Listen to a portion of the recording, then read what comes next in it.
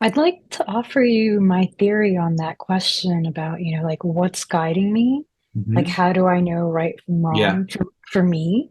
Yeah. Right. And so this is like individual for everyone Sure. because what's right for me could be wrong for you and vice versa.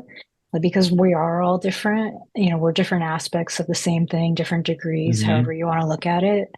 Um, and the greatest indication for me has been like, does this thought, word, feeling, act create health or disease? Hmm. And it can, physical, mental, or spiritual health, Yeah. disease. And it's really like a clear indication for me that this is right for me or this is wrong for me. But there's a little bit more to it that I haven't really talked about before. So I hope it comes out okay. Like sometimes we reason incorrectly because of our conditioning.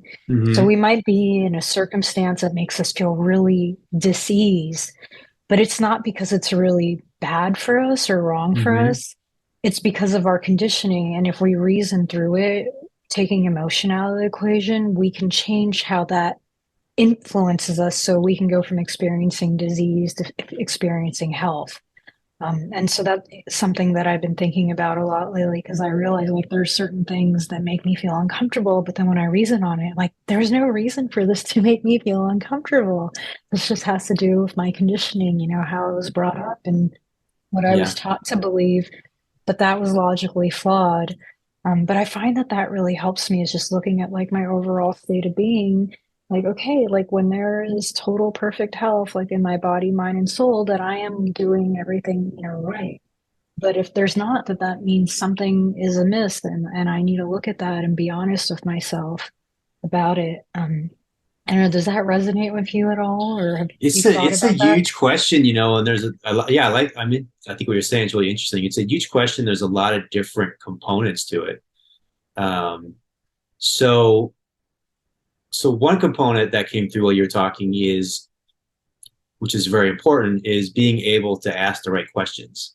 And that's really so much of what coaching is. When I do coaching sessions with people, it's like being able to ask the right question where they're like, oh, I never asked that question before. Since you asked, now I see the answer. You're illuminating something that wouldn't have been illuminated without asking the question. So that question is a great question. Like, does this bring me health or does this bring me disease? Right. So I think that if you don't ask the question, you won't know the answer. So, so being able to ask that question and ask it continually, right, as often as possible. So I think being in the question kind of brings you into the moment, brings you into the present. So the question is like, I ask a question, now I have to pay attention for, well, what's the answer?